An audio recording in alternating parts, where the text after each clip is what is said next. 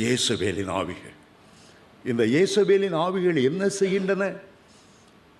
நாம் அதற்கு எப்படி எதிர்த்து நிற்க வேண்டும்?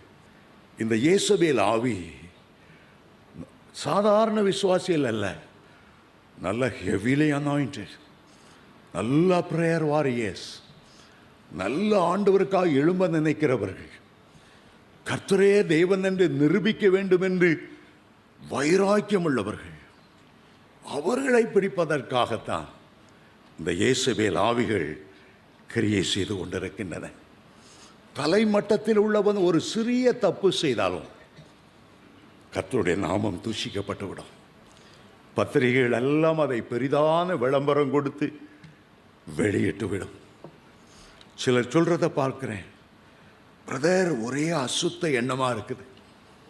மகாபலிபுரம் போனேன், போற வழியிலெல்லாம் ஒரு வேசித்தன ஆவிகள் என்னை தாக்கி கொண்டே இருக்கிறது. என்னமோ தெரியல, 2-3 நாளா ஒரே வேசித்தன எண்ணம். காரணம் அப்படிப்பட்ட இயேசுவேலின் ஆவிகள். முதலாவது இந்த வேசித்தன ஆவிகள், இயேசுவேல் ஆவிகள் உன்னுடைய ஆவிக்குரிய வாழ்க்கையை பயமுறுத்துகின்றன. உன்னுடைய குடும்பத்தை உடைத்து விடுவேன், பயமுறுத்துகின்றன. நீ திருமணத்திற்கு முன்பாக செய்த தவறுகளை அம்பலப்படுத்தி விடுவேன், ஒரு பயமுறுத்துதல். இயேசுவேல் என்ன சொல்லுகிறாள்? நாளை நேரத்தில் எலியாவின் கழுத்திலே தலை இறக்காது, நான் அதை செய்ய போகிறேன். ஒரு ராணியின் பயமுறுத்துதல், ஒரு இயேசபேலின் பயமுறுத்துதல். அதை கேட்டவுடனே தேவனுடைய மனுஷனுக்குள்ளே ஒரு பயம்.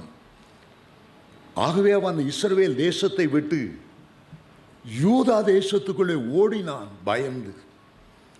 பெயர்சபா என்கிற இடத்துக்குள்ளே போனான், அங்கேயும் பயம்.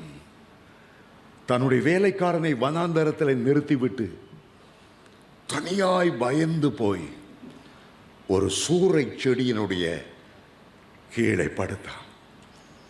யார் அப்படி படுத்திருக்கிறது?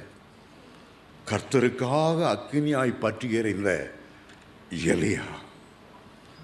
மரித்தவர்களை உயிரோடு எழுப்பின முதல் மனிதன் இந்த எலியா தான். சாரிபாத் விதவையினுடைய மகன் மரித்த போது எழுப்பினவன் அவன் தான். ராஜாவுக்கு முன்பாக பயப்படாமல் நின்று கர்த்தருடைய வார்த்தையின்படியே அன்றி இந்த நாட்களிலே மழையும் பனியும் பெய்யாதிருக்கும் என்று அவருடைய ஜீவனை கொண்டு சொல்லுகிறேன். அந்த எலியாதான் நம்மை போல பாடுள்ள மனுஷனாய் இருந்தும் கர்த்தாய் ஜெபம் பண்ணினார் என்று யாக்கோபு 5:17 வாசிக்கிறோமே. அந்த எலியாதான் கர்மேல் பர்வதத்திலே 850 பாகால் தீர்க்கதரிசிகளுக்கு முன்பாக நின்று வானத்திலிருந்து அக்கினி இறக்கின அதே எலியாதான். அந்த 800 பாகால் தீர்க்கதரிசிகளையும் ஹீரோன் ஆற்றண்டையை கொண்டு போய் வெட்டின அதே எலியாதான். எலியாவுக்கு ஒரு பெரிய வெற்றி. கர்மேல் பர்வதத்திலே அக்கினி இறங்கினதினாலே, எலியாவின் ஜெபத்தை கேட்டு கர்த்தர் தாமே இறங்கி வந்தபடியாலே முழங்கள் யாவும் கர்த்தருக்கு முன்பாக முடங்கினது, நாவுகள் யாவும் கர்த்தரே தெய்வம் என்று அறிக்கை செய்தது. ஆனால் அதே எலியா இப்போது பயந்து போய்விட்டார். ஒரு பெண்ணுக்கு முன்பாக இயேசுவேல் என்றால் உன்னை பயமுறுத்துகிற ஒரு ஆவி.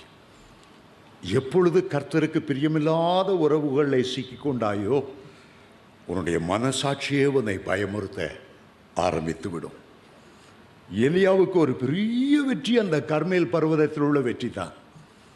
எப்போதுமே உங்களுடைய வீட்டில் ஒரு வெற்றி உள்ள ஒரு காரியம் நடக்கும்போது, சந்தோஷமான ஒரு காரியம் நடக்கும்போது, ஒரு புதிய வீடை கட்டி சந்தோஷமாய் கிரகப்பிரவேசம் செய்த போது, உடைய பிள்ளைகளுக்கு மிக சீரு சிறப்புமாக திருமணத்தை நடத்தி வைத்த பிறகு சாத்தானுடைய ஒரு சோதனை தாக்கும் என்பதில் நாம் ஜாக்கிரதையாக இருக்க வேண்டும்.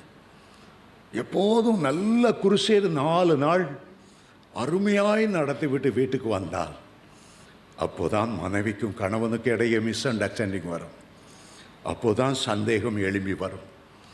அப்போதுதான் புயல் காற்று கொந்தளிப்பு ஏற்படும். ஆகவே எப்போது சந்தோஷமான சூழ்நிலையில் உங்களுடைய மாம்சத்தின்படி நீங்கள் சந்தோஷப்படாமல் திருமணத்தை அருமையாய் நடத்தி தந்திரே, உமக்கு மகிமை. கர்த்தருக்கு மகிமை செலுத்தி கர்த்தருக்குள்ளே மறைந்து கொள்ளும்போது இந்த இயேசபேல் ஆவிகளுக்கு நாம் தப்ப முடியும். இயேசபேலின் ஆவி பெரிய ஆவி அல்ல. பயமுறுத்துகிற எந்த மனிதனும் ஒரு பெரிய மனிதன் அல்ல. எல்லா ஆவிக்கும் மேலான வல்லமை உள்ளவர் இயேசு கிறிஸ்து. இயேசுவின் மூலமாக எல்லா ஆவிகளையும் எதிர்த்து நெல்லுங்கள். உங்களை பயமுறுத்தி சோர்ந்து போக ஒரு நாள் விட்டு விடாதிருங்கள். ஆமே. பலமும் அன்பும் தெளிந்த புத்தி உள்ள ஆவியால் கர்த்தர் நம்மை அபிஷேகம் பண்ணி இருக்கிறார். மலையே, என்னை பயமுறுத்த முடியாது. நீ பெயர்ந்து சமுத்திரத்தில் தள்ளுண்டு போ.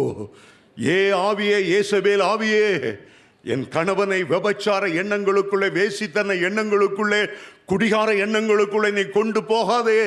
உன்னை நான் எதிர்த்து நிற்கிறேன் இயேசுவின் நாமத்தினாலே. யாக்கோபு 4:7 சொல்லுகிறது, தேவனுக்கு கீழ்ப்படிந்திருங்கள், பிசாசை எதிர்த்து நெல்லுங்கள். பிசாசை எதிர்த்து நெல்லுங்கள். அப்பொழுது அவன் உன்னை விட்டு ஓடி விடுவான். பயம் வருகிற நேரத்தில் முழங்கால் படியிட்டு விடுங்கள். அந்நிய பாஷைகளை பேச ஆரம்பித்து விடுங்கள். இயேசபேலின் ஆவிகளை எதிர்த்து நின்று கட்டுங்கள்.